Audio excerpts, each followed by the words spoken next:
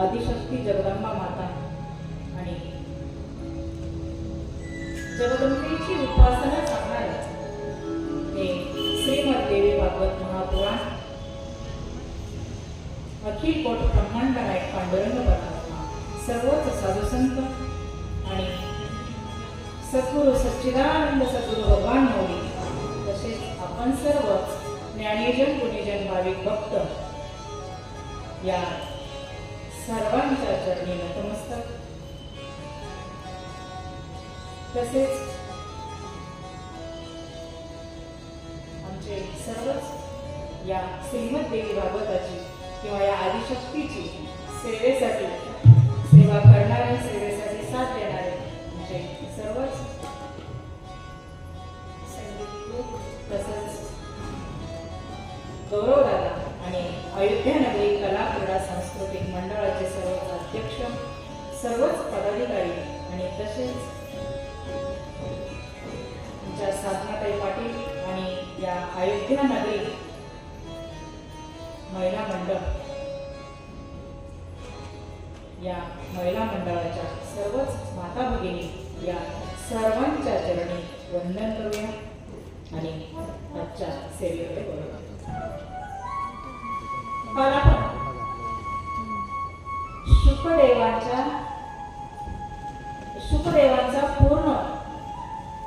पूर्ण चरित्राचा अभ्यास केला किंवा आपण शुकदेवांचं पूर्ण चरित्र काल बघितलं.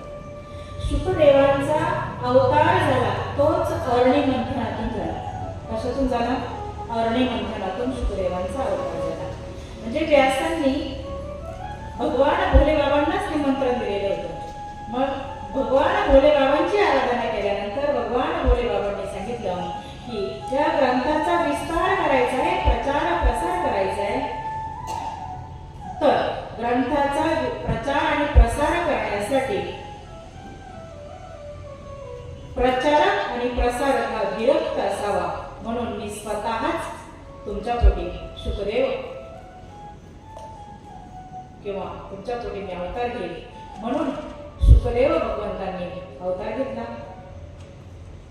तो अरणी मंथनातून म्हणजे अग्नीतूनच ते अवताराला आले आणि सर्व कार्य पूर्ण झाल्यानंतर ते अग्नीमध्येच परत काय झाले?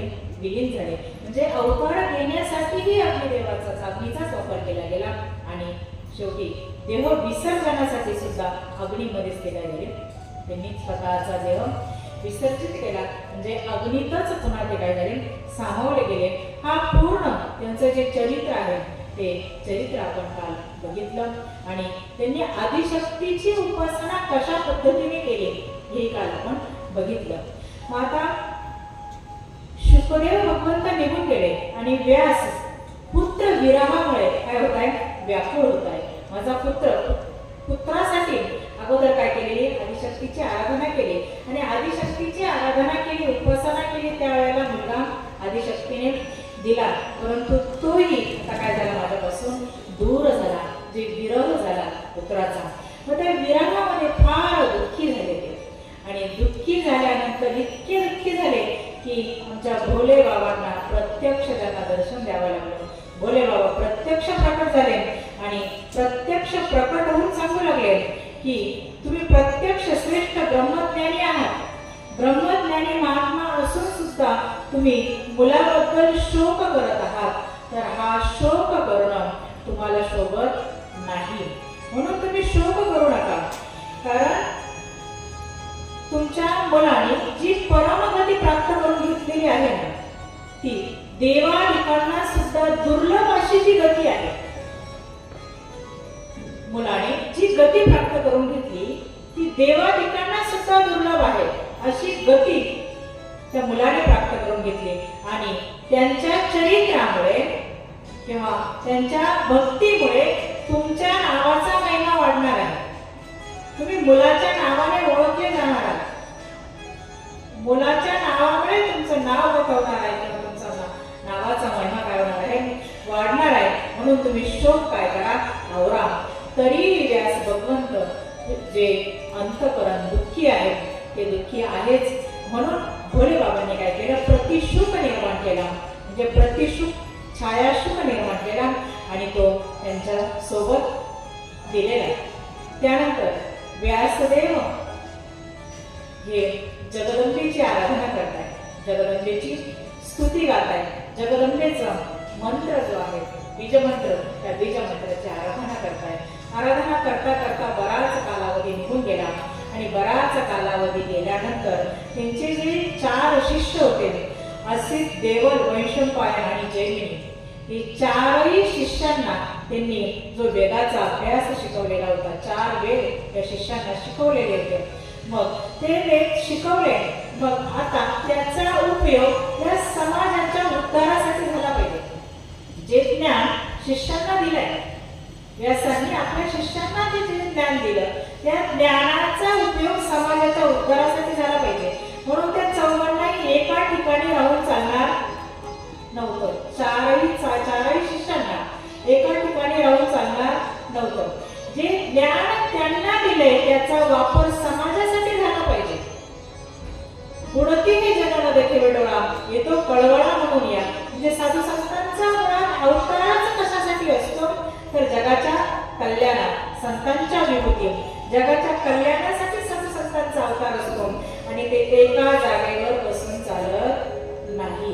समाजाच्या उद्धाराचं कार्य करायचंय म्हटल्यानंतर त्यांना एका जागी ते कधी थांबत नाही. म्हणून म्हटलेले नदी वेहती वली आणि साधू वृंदावना. नदीने नेहमी वाहत राहावं आणि साधूने नेहमी काय व्हावं, फिरत राहावं. म्हणून त्यांचं कार्य करण्यासाठी 4ही शिष्य 4 दिशांना टाकण्यात आले. जगाच्या उद्धारासाठी 4ही दिशांना 4ही शिष्य निघून गेलेले. मुलगा निघून गेला, मुलाने अवतार संपवलेला आहे, शिष्य निघून गेले. आता व्यासदेव एकटे राहिले. व्यासदेव एकटे राहिले आणि एकटे राहिल्यानंतर कुठेतरी एकटा आहे म्हणून त्यांना आईची आठवण आली. शिष्य निघून गेले, मुलगाही निघून गेला आणि म्हणून आई सत्यवती, या सत्यवतीची आठवण झाली. आणि म्हणून सत्यवतीची आठवण झाल्यामुळे तिच्या भेटीसाठी व्यासदेव गेलेले, आईला भेटण्यासाठी गेले.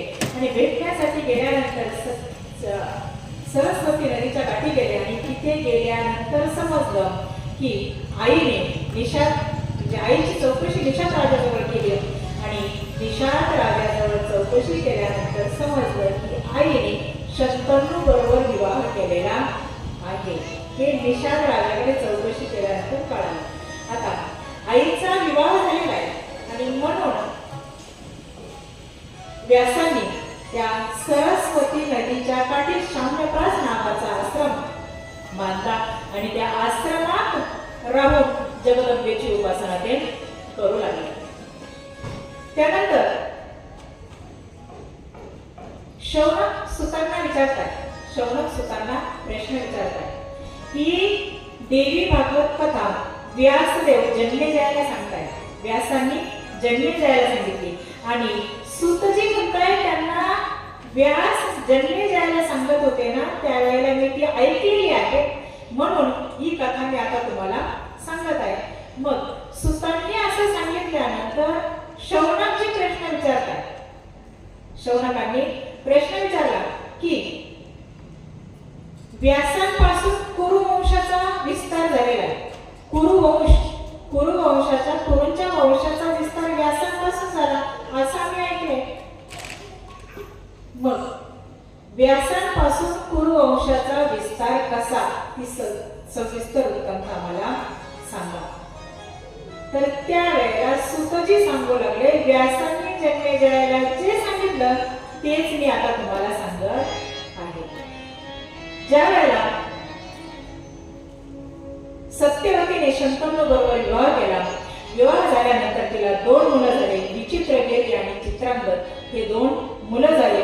त्यातला एक युद्धामध्ये मरण पावला आणि एकीसाठी मोठ्या बंधूने पितामह भीष्माने काशी राजाच्या 3 कन्या युद्धातून त्यांना जिंकून आणलेले आणि त्यातली जी आंबा होती ती आंबा शाल्वा बरोबर निघून गेलेली, शाल्वाकडे गेलेली आहे.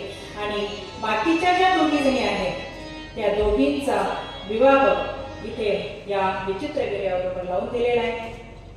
आणि नंतर तो सुद्धा आजाराने काही कालानंतर मरण पावलेला आहे आणि आजाराने मरण पावल्यानंतर माता या कुरुवंशाचा विस्तार कसा होणार म्हणून सत्यवतीने आपला स्वतःचा मुलगा व्यासांची काय केलेली आराधना केली आणि व्यासांची आराधना केल्यानंतर व्यास आले आणि व्यास आल्यानंतर ही अंबिका आणि अंबालिका या दोघींपासून धृतराष्ट्र आणि पांडू आणि एक दासीपासून विदुरजी यांचा जन्म झाला। ही कथा सूतजी शौनकांना एवढी कथा सांगितली। अशा पद्धतीने कुरुवंशाचा विस्तार झाला आणि इथे प्रथम स्कंद पूर्ण झाला। परंतु शौनकजी म्हणतात या कथेमध्ये आमचं समाधान झालेलं नाही। तुम्ही पूर्ण कथा सांगितली परंतु आम्हाला कथेचा फक्त सारांश नाही तर ही कथा सविस्तर सांगा। हा जो कुरुवंशाचा झालेला जो विस्तार आहे तो विस्तार कशा पद्धतीने व्यासांनी केला ही कथा आम्हाला सविस्तर सांगा। तर त्यावेळेला सूतजी शौनकांना सत्यवतीचा पूर्ववृत्तांत सांगतात, पूर्वजन्म सांगतात। कोणाचा? सत्यवतीचा जन्म। आपण सत्यवतीची जी कथा आहे ती कथा भागवतामध्ये बघितलेलीच आहे, परंतु ही सत्यवती नेमकी कोण, तिचा जो पूर्वजन्म आहे तो पूर्वजन्म सत्यवतीचा या भागवतामध्ये सांगितलेला आहे किंवा सूतजी शौनकांना सांगू लागले। एकदा काय झालं म्हणे, उपरिचर नावाचा चेदी देशाचा राजा होता। तो राजा आदिशक्तीचा उपासक होता, आदिशक्तीची तो उपासना करत होता। मग आदिशक्तीची उपासना करत असताना या आदिशक्तीचा महिमा इतका आगाध आहे की त्याचं पुण्य इतकं वाढलं की इंद्राने त्याला पांढरं शुभ्र असं विमान दिलं। आदिशक्तीच्या उपासनेमुळे त्याचं तप सामर्थ्य एवढं वाढलं की इंद्राने आदिशक्तीच्या प्रेरणेने इंद्राने त्याला काय दिलं, विमान दिलं आणि तो विमानात बसून सगळीकडे काय करत होता, फिरत होता। म्हणून त्याला उपरिचर असं नाव त्या राजाला पडलं। मग तो विमानात बसून फिरत असतानाच त्याचा राज्यकारभार सर्व तो मुलं मोठी होईपर्यंत राज्यकारभार त्यांनी व्यवस्थित पार पाडलेला आहे आणि त्याला 5 मुलं होती आणि ते 5ही मुलं ज्या वेळेला मोठी झाली म्हणजे राज्यकारभार करण्याच्या योग्यतेचे ज्या वेळेला ते 5ही मुलं झाली तर त्यावेळेला त्या 5ही मुलांच्या ताब्यामध्ये 5 वेगवेगळे राज्य त्या मुलांच्या ताब्यामध्ये या राजाने उपरिचर नावाचा जो वसू आहे त्याने दिलेले। आणि नंतर या आदिशक्तीची लीला, या आदिशक्तीची माया कधी काय कार्य करेल किंवा कोणाकडून काय करून घेईल अशा पद्धतीने हे सांगता येत नाही। त्याची पत्नी, तिचं नाव होतं गिरिका। आता याला 5 मुलं, परंतु तरी गिरिकेच्या मनामध्ये इच्छा उत्पन्न झाली की मला अजून एक मुलगा व्हावा। ही उपरिचर नावाचा जो वसू आहे, जो राजा आहे, देशाचा जो राजा आहे, त्या राजाची पत्नी गिरिका, तर तिच्या मनामध्ये इच्छा उत्पन्न झाली की मला अजून एक मुलगा व्हावा। तर तिने तिची जी इच्छा आहे ती इच्छा पतीला सांगितली आणि ज्या वेळेला तिने तिची इच्छा पतीला सांगितली त्याच वेळेला त्या राजाच्या वडिलांनी सांगितलं की वनात जाऊन हरिण मारून आण। 2 गोष्टी समोर आल्या, धर्म संकट उभं राहिलंय। 2 गोष्टी, इकडे पत्नीने अपेक्षा व्यक्त केली मला अजून एक मुलगा पाहिजे आणि इकडे वडिलांनी सांगितलं वनात जाऊन काय करायचंय, हरिण मारून आणायचंय। तर 2 गोष्टी समोर आल्या, धर्म संकट उभं राहिलं, परंतु आता करायचं काय? तर त्यावेळेला राजाने निर्णय घेतला वडिलांचं ऐकायचं। म्हणून ते हरिण मारून आणण्यासाठी राजा कुठे गेला, वनामध्ये गेला आणि वनात गेल्यानंतर शिकार करता करता, हरणाची शिकार करता करता पत्नीची आठवण झाली, गिरिकेची आठवण झाली आणि आठवण झाल्याबरोबर त्या राजाचं तेज आता पडणार। तर तेवढ्यात त्यांनी वडाचं जे पान आहे त्या वडाच्या पानाचा द्रोण बनवला आणि त्या द्रोणामध्ये ते तेज घेतलं आणि ससाण्याला बोलवलं आणि सांगितलं, हा जो द्रोण आहे तो द्रोण माझी पत्नीला नेऊन दे, ती ऋतुमती आहे म्हणून तिला हा द्रोण तू काय कर, नेऊन दे.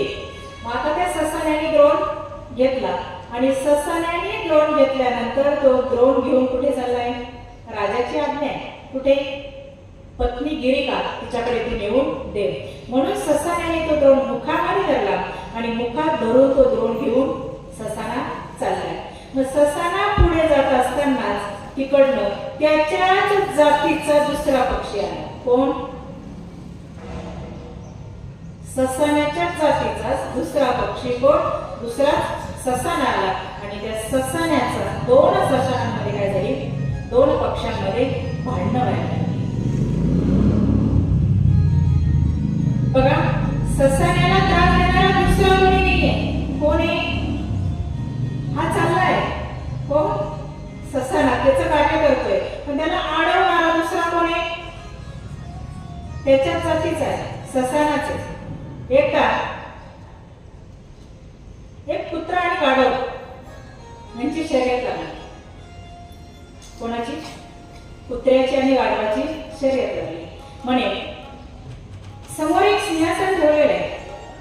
शर्यतीमध्ये 2-3 गावं ओलांडल्यानंतर ते सिंहासन ठेवलेलं आहे आणि जो अगोदर जाईल तो त्या सिंहासनावरती जाऊन बसेल. शर्यत लागली.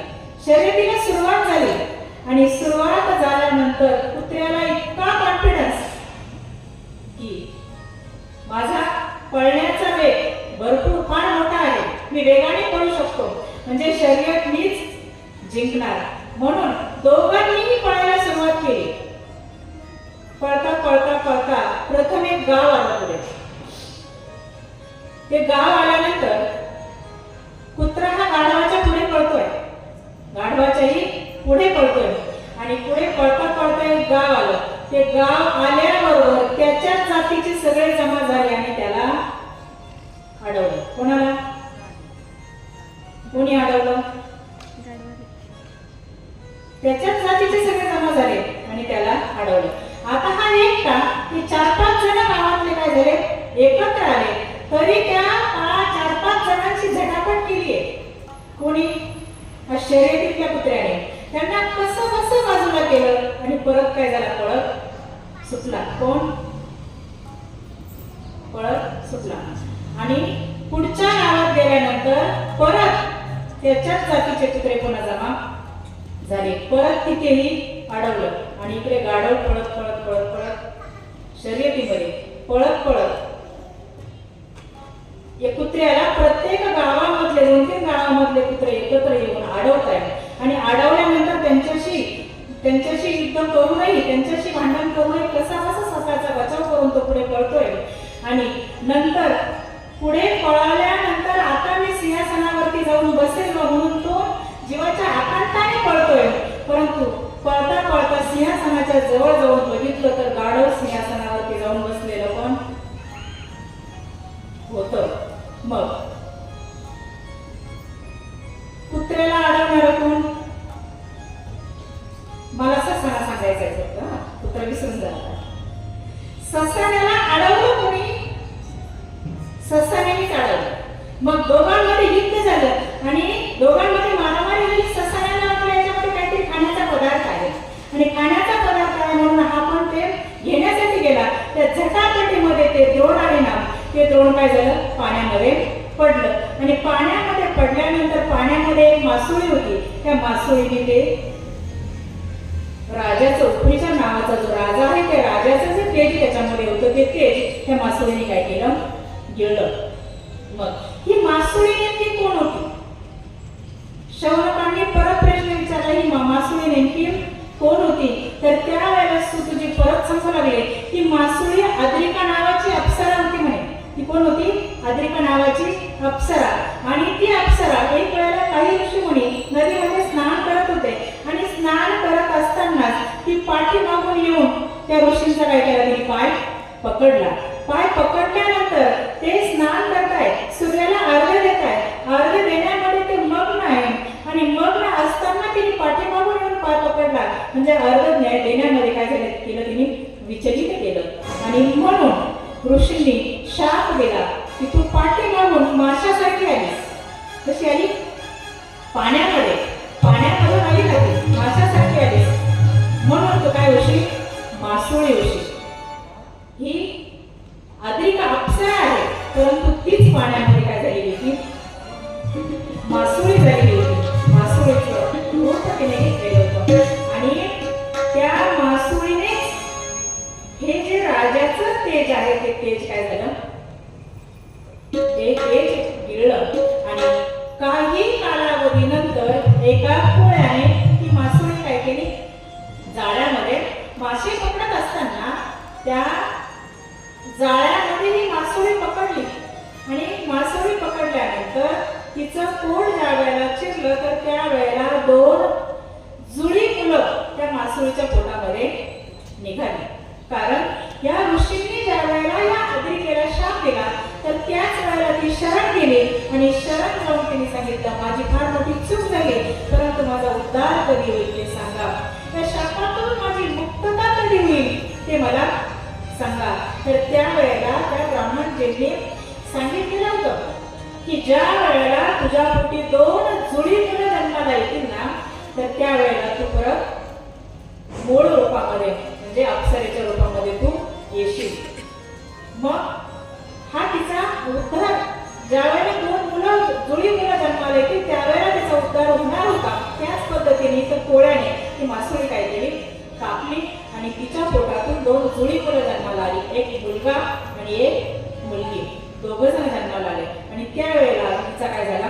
उद्धार झाला. म्हणजे शापित जी होती तिची ती शापाचा कालावधी काय झाला? संपला आणि ती परत स्वर्गात निघून गेली. मग ती जी 2 मुलं जन्माला आली तर त्यावेळेला त्या कोळ्याने जो मुलगा आणि मुलगी दोघंही राजदरबारामध्ये नेले आणि राजदरबारामध्ये गेल्यानंतर राजाने मुलगा ठेवून घेतला आणि मुलगी परत दिली. राजाने 2 जुळ्या मुलांमधला मुलगा ठेवून घेतला आणि मुलगी परत दिली. तोच मुलगा मच्छ नावाचा मोठा राजा झाला. पुढे मच्छ देशाचा मच्छ राजा म्हणून तो पुढे ओळखला गेला. आणि ही जी मुलगी आहे माशाच्या पोटी जन्माला आलेली तीच सत्यवती.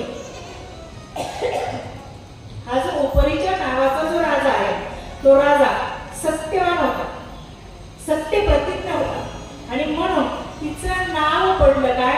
सत्यवती. वडिलांच्या नावावरून तिचं नाव सत्यवती असं पडलं गेलं. आणि तोच उपरीच्याची कन्या आणि सत्य प्रतिज्ञ राजा म्हणून सत्यवती असं तिचं नाव पडलं गेलं. आणि त्या सत्यवतीलाच मच्छगंधा असं सुद्धा म्हणू लागलं, कारण मच्छाची मुलगी माशाच्या पोटी तिने जन्म घेतलेला आहे. माशाची मुलगी आणि तिच्या शरीराचा वासही माशासारखा येतो का, म्हणून तिचं नाव मच्छगंधा हे पण पडलेलं आहे. म्हणजे त्याला अनेक नावाने काय केलं गेलं? पुढे ओळखलं गेलं. हीच मच्छगंधा. मग या शौनकांनी परत पुढचा प्रश्न विचारला, मग व्यासांचा जन्म तिच्या पोटी कसा झाला हे पण आम्हाला काय करायचंय? सविस्तर कथा ऐकायची. या मच्छगंधेच्याच पोटी व्यासांचा जन्म झाला ती पण कथा आम्हाला सविस्तर सांगा. तर सूत मुनी ती कथा सांगू लागले. एक वेळेला काय झालं म्हणे? पराशर मुनी वशिष्ठांचे पुत्र शक्ती मुनी आणि शक्ती मुनींचे पुत्र वशिष्ठ मुनी. शक्ती मुनींचे पुत्र पराशर, वशिष्ठांचा मुलगा शक्ती मुनी आणि शक्ती मुनींचा मुलगा पराशर. हे पराशर ऋषी एकदा भ्रमंती करत असताना या नदीच्या तीरावरती आलेले आणि नदीच्या तीरावरती आल्यानंतर आता नदी पार करायची आहे. पार करत असतानाच तिथे नावेमध्ये बसायचं आणि पहिलं तीराला जायचंय. तर नावाडी शोधताय आणि नावाडी शोधत असतानाच या जो नाव वल्लवणारा जो आहे त्याला आवाज दिला मला पहिलं तीराला जायचंय. तर त्यांनी सांगितलं मी जेवण करतोय, परंतु माझी कन्या आहे, ही कन्या सुद्धा तुम्हाला पहिलं तीराला पोहोचवण्याचं काम करेल, म्हणून कन्येला घेऊन जा. म्हणून ही कन्या म्हणजेच ही सत्यवती नावेमध्ये बसलेली आहे. नाव काय करते? वल्लवण्याचं काम करते. आणि पराशर मुनी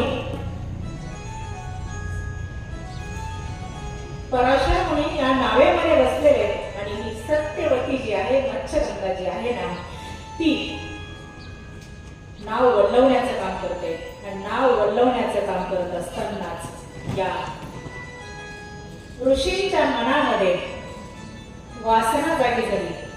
आदिशक्ती जी आहे ना, ही आदिशक्ती कोणत्या कार्यासाठी किंवा तिचं कार्य पूर्ण करून घेण्यासाठी कोणाला कधी कशी बुद्धी देईल हे सांगता येत नाही. कोणाच्या मुखातून कधी काय वरून येईल हे सांगता येत नाही. ही सगळी काय आहे?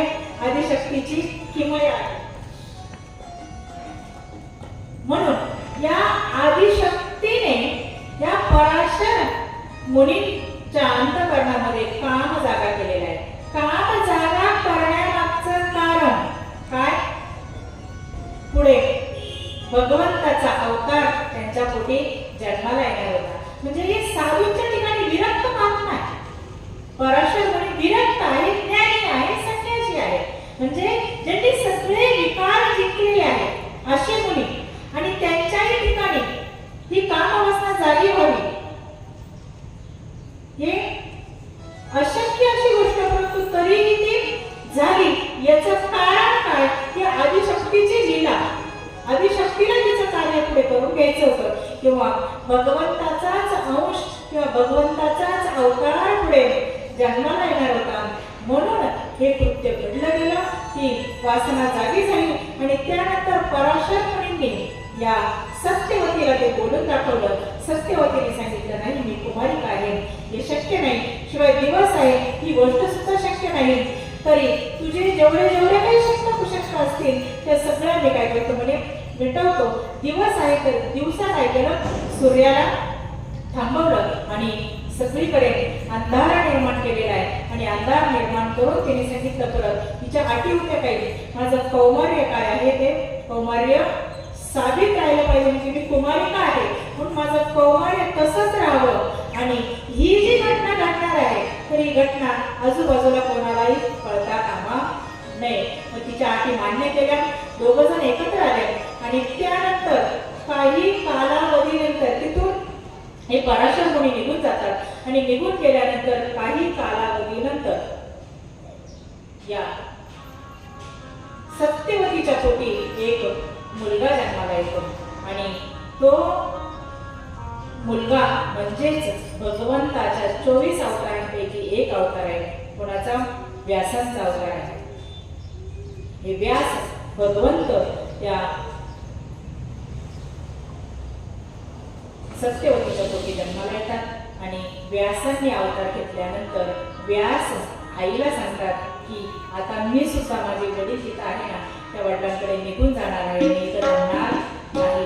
मग या व्यासांचा जन्म द्वीपामध्ये झाला म्हणून त्यांना कृष्ण द्वैपायन व्यास असं म्हटलं जातं.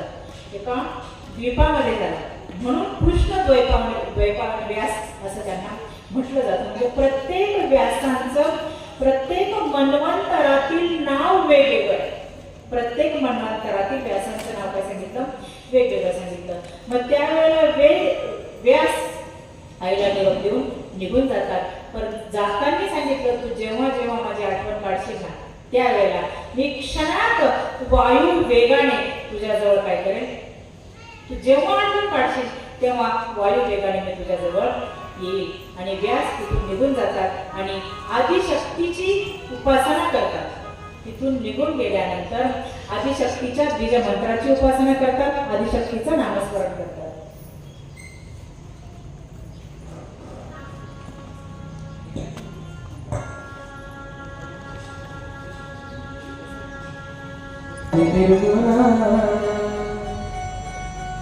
प्रगटली भवानी मोह महिषासुर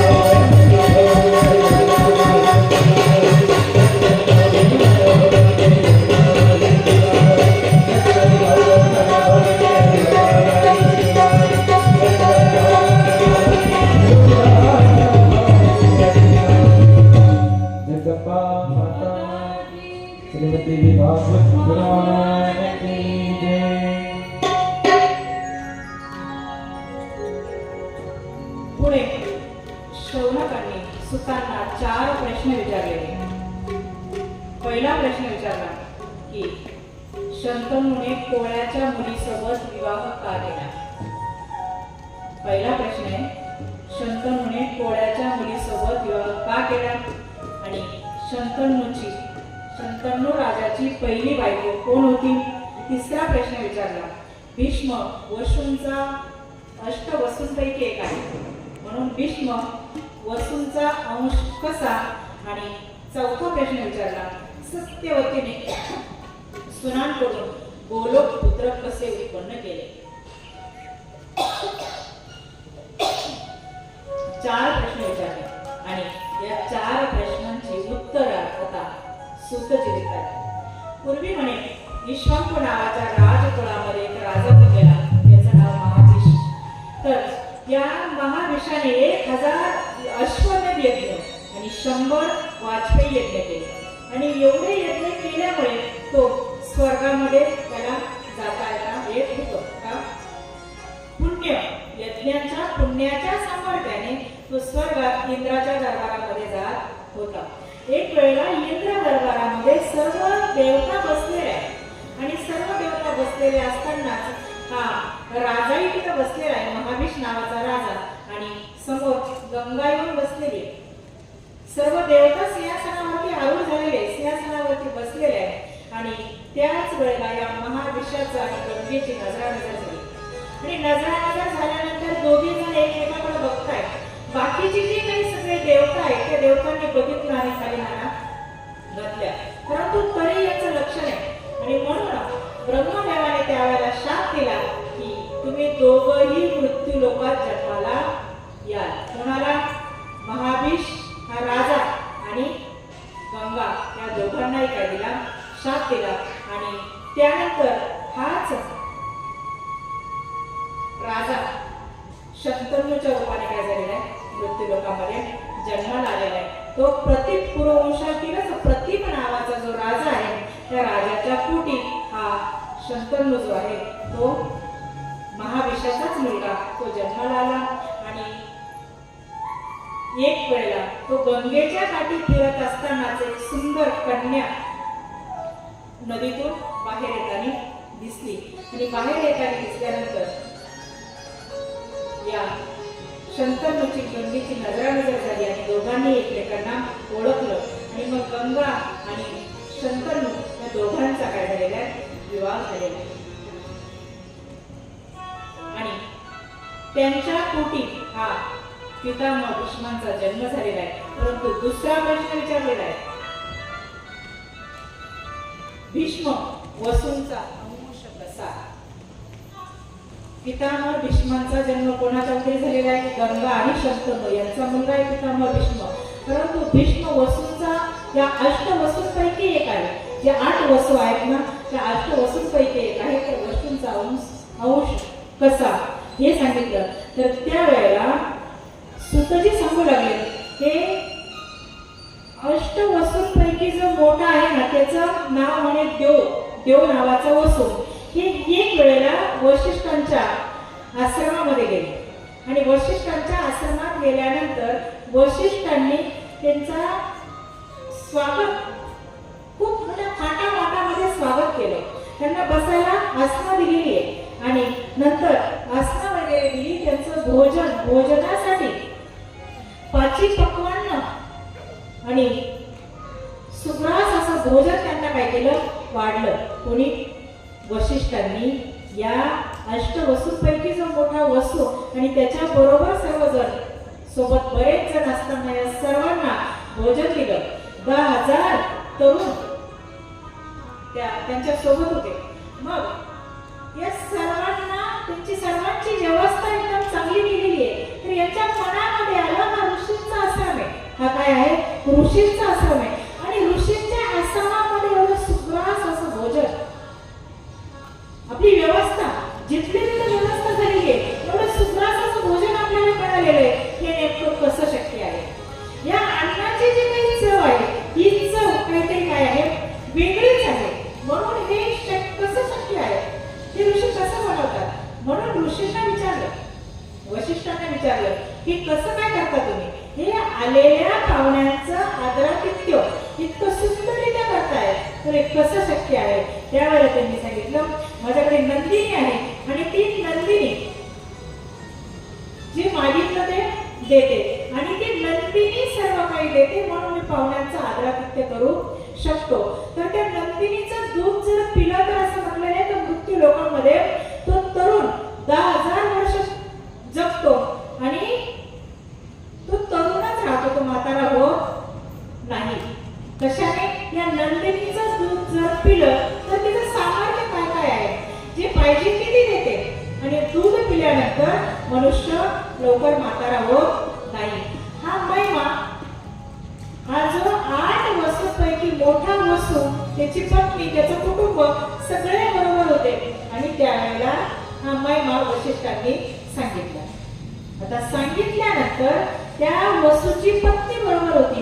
त्या पत्नीने सांगितलं, माझी एक मैत्रीण आहे कुठे? मृत्यू लोकांमध्ये, आणि मृत्यू लोकांमध्ये ती आहे ना, तिला म्हातारा व्हायचं नाहीये, तिला तरुणच राहायचंय. म्हणून ही जी नंदिनी आहे ना, ही नंदिनी इथून घ्या आणि माझ्या मैत्रिणीला द्या. आता बायकोचं ऐकलं आणि नंदिनी काय केली? ओढून न्यायला सुरुवात केली. नंदिनी वशिष्ठांकडे मागितल्यानंतर वशिष्ठांनी सांगितलं, मी ती देणार नाही. परंतु आग्रह केला तरी सांगितलं ती देणार नाही. त्यांनी चोरून नेण्याचा प्रयत्न केला, त्या नंदिनीला चोरून नेण्याचा प्रयत्न केला आणि म्हणून वशिष्ठांनी शाप दिला की तुम्हाला मृत्यू लोकात जन्म घ्यावा लागेल. कोणाला शाप दिला? मोठा आहे, अष्टवसूंपैकी मोठा, त्याला शाप दिला. परंतु शाप हा सर्व वसूंना लागू पडला. सगळे बरोबर होते, सर्व वसू बरोबर होते आणि म्हणून शाप दिला, तुम्हाला मृत्यू लोकात जन्म घ्यावा लागेल. आणि जिचं ऐकल्यामुळे तुम्ही हे कृत्य केलं, जिचं ऐकून हे कृत्य केलं, तिच्यापासून कित्येक वर्ष तुम्हाला दूर राहावं लागेल. म्हणजे ब्रह्मचर्य व्रताचं पालन तुम्हाला ब्रह्मचारीच राहावं लागेल. हा शाप कोणी दिला? वशिष्ठांनी दिला. मग वशिष्ठांनी शाप दिल्यानंतर बाकीचे 7 होते, ते 7 काय झाले? शरण आले. याच्यामध्ये आमचा काय दोष? चूक तर एकाने केली, जो मोठा आहे त्याने चूक केली, आमचा दोष काय? त्यावेळेला वशिष्ठांनी सांगितलं, तुमचा दोष नाही, परंतु त्याच्या सोबत हा शाप तुम्हालाही लागू होणार. परंतु तुम्ही जन्माला आल्याबरोबरच तुमचा लगेच काय होईल? उद्धार होईल. तुमचा दोष नाही त्याच्यामुळे. परंतु हा मोठा आहे ना, ह्या मोठ्या वसूला बऱ्याच कालावधीपर्यंत मृत्यू लोकात राहावं लागेल आणि पत्नीपासून पण दूर राहावं लागेल. मग शापवाणी ही मुखातून निघालेली आहे आणि संत महात्म्यांची शापवाणी ही मुखातून निघालेला शब्द कधी खोटा होत नाही. कारण ते आदिशक्तीच्या उपासनेमुळे, आदिशक्तीच्या साधनेमुळे ते ताकद इतकी निर्माण झालेली असते की त्या तपसामर्थ्यामुळे मुखातून जो शब्द निघेल तो शब्द काय होत होता? ऋषीमुनींचा खरा होत होता. मग या शाप अटळ आहे म्हणून हे बाकीचे जे 7 वसू आहेत, हे 7 वसू गंगेला शरण गेले. त्यांना माहित होतं गंगा आता मृत्यू लोकांमध्ये अवतार घेणार आहे. म्हणून तिने सांगितलं, या 7 वसूंनी सांगितलं, आम्ही वसू आहोत, देव लोकांतले देवच आहोत, म्हणून आम्ही सामान्य स्त्रीच्या उदरी जन्माला येणं शक्य नाही. म्हणून आम्हाला तू तुझ्या उदरामध्ये स्थान दे. कोणाला सांगितलं? गंगेला सांगितलं, आम्हाला तू तुझ्या उदरामध्ये स्थान दे आणि ज्यावेळेला आम्ही जन्माला येऊ, जन्माला आल्याबरोबर आम्हाला तू काय करायचं? पाण्यामध्ये सोडून द्यायचं, म्हणजे आमचा उद्धार. शापवाणी आहे, जन्माला येणार, परंतु जन्माला आल्याबरोबर तुला एक कृत्य करावं लागेल. गंगेने पण विनंती मान्य केली आणि ज्या वेळेला गंगा आणि शंतनू या दोघांचा विवाह झाला आणि विवाह झाल्यानंतर काही कालावधीनंतर प्रथम मुलगा जन्माला आला आणि दोघांचा विवाह झाला. त्यावेळेला गंगेने अट ठेवलेली होती की मी तुमच्याशी लग्न करेन, परंतु मला कुठलाही प्रश्न विचारायचा नाही. मी जे काही करेल, कुठलंही कर्म केलं तरी मला उलट प्रश्न विचारायचा नाही. ज्या दिवशी तुम्ही मला प्रश्न विचाराल त्या दिवशी मी निघून जाईल. ही अट मान्य केली आणि मग तिच्याशी लग्न केलेलं होतं. ज्यावेळेला गंगेला प्रथम मुलगा झाला, प्रथम मुलगा जन्माला आल्याबरोबर गंगेने तो मुलगा उचलला आणि पाण्यामध्ये नेऊन सोडून दिला. आता अट होती, मला काही विचारायचं नाही, विचारलं नाही. काही कालावधीनंतर दुसरा मुलगा जन्माला आला, तिसरा आला, चौथा आला, पाचवा आला, सहावा आला, सातवा आला, असे 7 मुलं जन्माला आली. जन्माला आल्याबरोबर गंगेने ती पाण्यामध्ये सोडून दिली. 7 वेळेला शंतनू काहीही बोलला नाही. परंतु ज्या वेळेला 8वा मुलगा जन्माला आला, आदिशक्तीची लीलाच असते.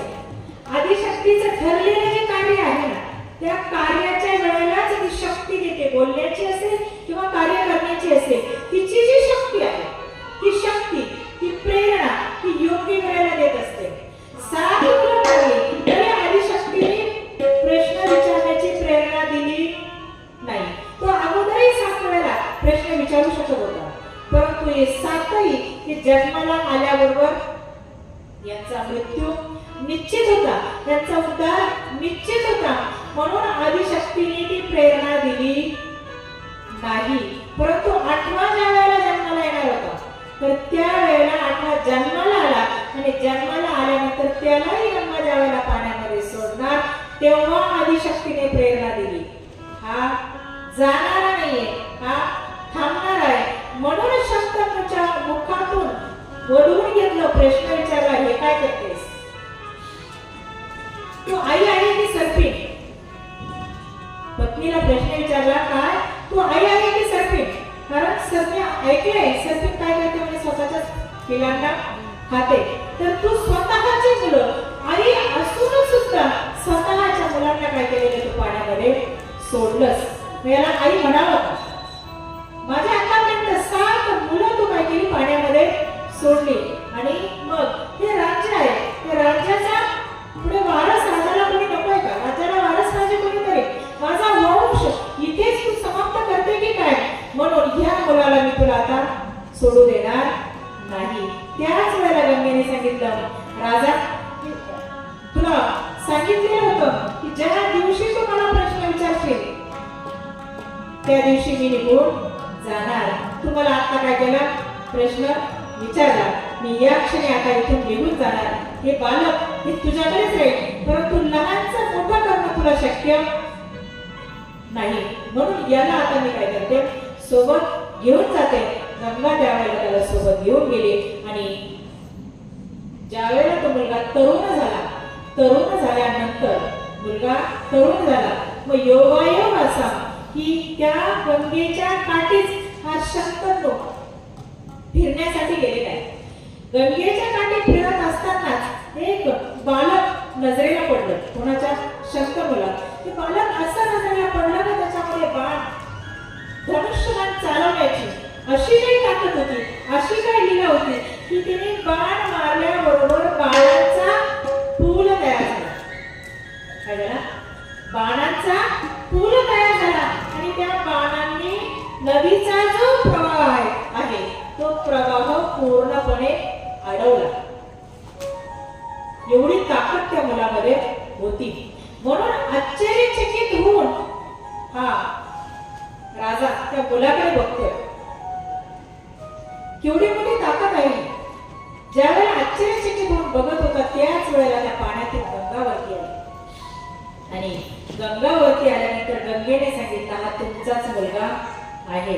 याला सर्व प्रकारचं ज्ञान याला काय केलेले दिलेलं आहे. आणि आता हा सर्व गुण संपन्न झालेला आहे. सर्व प्रकारची युद्धकला असेल, ज्ञान असेल, सर्वच गोष्टींमध्ये याला आता पारंगत केलेला आहे आणि हा मोठा पण झालेला आहे. म्हणून याला तुम्ही आता तुमच्या सोबत घेऊन जा.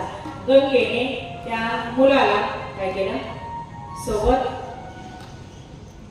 दिलं. शंतनूने त्या मुलाला सोबत घेतलं आणि शंतनू कुठे आला, राज्यात आले. आणि राज्यात आल्यानंतर मुलगा मोठा झालेला आहे आणि मुलगा ज्यावेळेला मोठा होतो, वयामध्ये येतो, वयात आल्यानंतर मुलाचं लग्न करायचं असतं. वयात आल्यानंतर मुलाचं लग्न करायचं असतं, परंतु मुलाच्या लग्नाचा विचारही शंतनूच्या मनात आला नाही, परंतु स्वतःच्या लग्नाचा विचार शंतनूच्या मनामध्ये आला. कोणाचा? मुलाचं लग्न करावं, मुलगा वयात आल्यानंतर हा विचार मनात न येता स्वतःच लग्न करावं असा विचार मनामध्ये आला. म्हणून प्रश्न विचारला, हा विचार कसा काय मनात आला? तर हा शंतनू शिकारीसाठी एक वेळेला नदीच्या काठी गेलेला असताना त्या नदीच्या काठी एक सुगंध, नदीच्या काठी गेलेला असताना एका दिशेने सुगंध आलेला आहे आणि सुंदर असा सुगंध येतो, म्हणून ते सुगंध कुठून येतो, म्हणून हा राजा त्या सुगंधाच्या दिशेने गेला. सुगंधाच्या दिशेने गेल्यानंतर एका झाडाच्या कडेला नाव लावलेली आहे आणि त्या झाडाच्या खाली एक सुंदर अशी तरुणी बसलेली आहे. तर ती तरुणी म्हणजेच ही सत्यवती. या सत्यवतीलाच पराशर मुनीने तिच्या शरीराची ज्या वेळेला दुर्गंधी येत होती, ती मत्स्यगंधा माशाची मुलगी म्हणून माशाच्या उदरी तिचा जन्म झाला, म्हणून तिच्या शरीराची दुर्गंधी येत होती. ती दुर्गंधी घालवली आणि तिला सुगंधी प्रदान केलेली होती, म्हणून तिथून पुढे तिचं नाव योजनगंधा पडलेलं होतं. कारण तिच्या शरीराची दुर्गंधी गेली आणि सुगंधी एक योजनेपर्यंत लांब तिच्या शरीराची सुगंधी येत होती आणि त्या सुगंधानेच हा राजा तिच्यापर्यंत गेलेला आहे आणि तीच योजनगंधा. आणि मग त्या वेळेला राजाने तिच्याकडे लग्नाची मागणी केली, विवाहाची मागणी केली. तिने सांगितलं, हा निर्णय माझा नाही, याच्यासाठी तुम्हाला माझ्या वडिलांना विचारावं लागेल. मग हा राजा वडिलांकडे गेलेला आहे आणि वडिलांना विचारल्यानंतर त्या वडिलांनी सांगितलं, तुम्हाला अगोदरचा एक मोठा मुलगा आहे आणि माझी अशी इच्छा आहे की माझ्या मुलीचे जे मुलं होतील त्या मुलांना राज्यकारभार मिळावा, परंतु तुम्हाला मोठा मुलगा आहे म्हणून माझ्या मुलीच्या मुलांना राज्यकारभार मिळणार नाही, म्हणून माझी मुलगी मी तुम्हाला देणार नाही. त्यावेळेला शंतनू दुःखी झाला आणि दुःखी होऊन राजदरबारामध्ये निघून गेला. परंतु रोजचा नित्य नियम, नदीच्या तीरावरती यायचं, लांबून तिला बघायचं, संध्याकाळ झाली तर निघून जायचं, दुसऱ्या दिवशी परत यायचं, दिवसभर तिच्याकडे बघायचं, संध्याकाळ झाली तर निघून जायचं. असं करता करता इकडे हा जो मोठा मुलगा होता त्याचं नाव काय होतं? देवव्रत. काय नाव होतं त्याचं? देवव्रत. त्या देवव्रताच्या लक्षात आलं, वडील काहीतरी काळजीमध्ये आहे, वडील काहीतरी चिंतेत आहे, काहीतरी काळजीत आहे. म्हणून प्रश्न विचारला वडिलांना, तुमची नेमकी चिंता काय आहे ती सांगा, तुमची चिंता निश्चितच मी दूर करण्याचा प्रयत्न करेल. वडिलांनी सांगितलं, कुठल्याही प्रकारची चिंता नाही, काळजीही नाही, सत्य मुलाला सांगितलं नाही. परंतु या देवव्रतने बाकीच्या सैन्य, बाकीचे जे राजाबरोबर असणारे जे आहेत सैनिक, त्यांच्याकडे मंत्र्यांकडे विचारणा केली. मंत्र्यांना विचारलं की राजाला नेमकं काय दुःख आहे ते मला सांगा.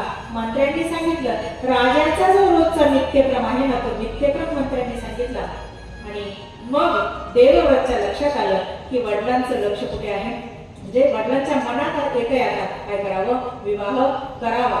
परंतु मग याच्यासाठी काय करावं लागेल, तर ही सगळं कळाल्यानंतर हा देवव्रत स्वतः त्या मुलीकडे गेला आणि त्या सत्यवतीकडे विचारलं. सत्यवतीने सांगितलं, माझ्या वडिलांकडे जा. वडिलांनी जे राजाला सांगितलं होतं तेच काय केलं, देवव्रतला सांगितलं. म्हणजे माझी अशी इच्छा आहे ना, माझ्या मुलीचीच मुलं काय व्हावे, राजगादीवरती बसावे.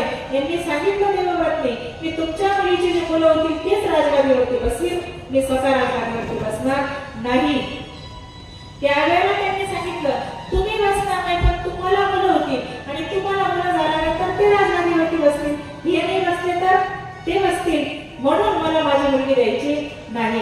तर त्यावेळेला या देवव्रतने भीषण प्रतिज्ञा केली, काय, मी अजन्म ब्रह्मचारी राहील. काय प्रतिज्ञा प्रतिज्ञा केली, मी अजन्म ब्रह्मचारी राहील, मी तर गादीवरती बसणार नाही, माझ्या मुलांची भीती आहे म्हणून मुलाच होऊ देणार नाही, लग्नच करणार नाही, मी अजन्म ब्रह्मचारी राहील, ही भीषण प्रतिज्ञा केली. म्हणून देव लोकातले देवता सुद्धा म्हणायला लागले की भीषण आहे, भीषण आहे, भीषण आहे. काय भीषण प्रतिज्ञा केली आणि अशी प्रतिज्ञा करणारा आतापर्यंत कोणी नाही.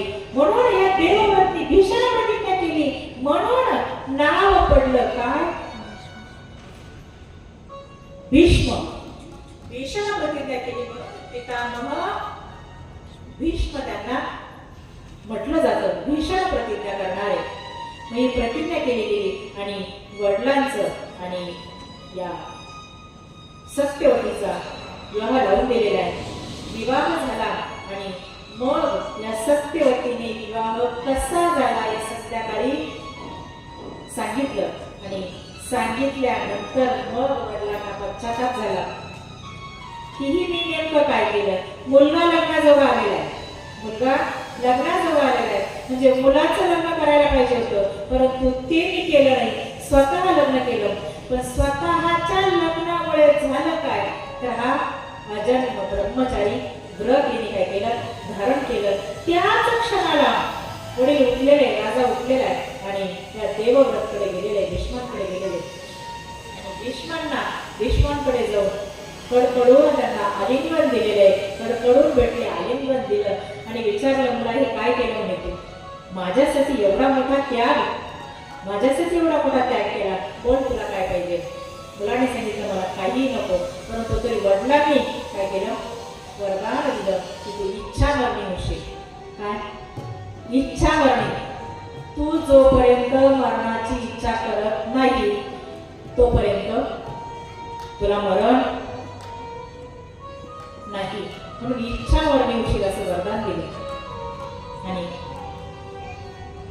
त्यानंतर या शंतनू आणि सत्यवती यांना 2 मुलं झाली, चित्रांगद आणि विचित्रवीर्य अशी 2 मुलं झाली. आणि 2 मुलं झाल्यानंतर हा जो चित्रांगद आहे हा चित्रांगद नावाच्या गंधर्वासोबतच याचं युद्ध झालं आणि युद्धामध्ये तो काय झाला मारला गेला. आणि नंतर मग हा विचित्रवीर्य आहे, या विचित्रवीर्याला गादीवरती बसवलं आणि या शंतनूने आता ठरवलं की आता काय करायचं, आदिशक्ती जगदंबेची उपासना करायची. म्हणून मुलाला राज्यावरती बसवलं आणि आदिशक्तीची उपासना करण्यासाठी शंतनू तिथून निघून गेलेला आहे आणि आदिशक्ती जगदंबे मातेचं नाव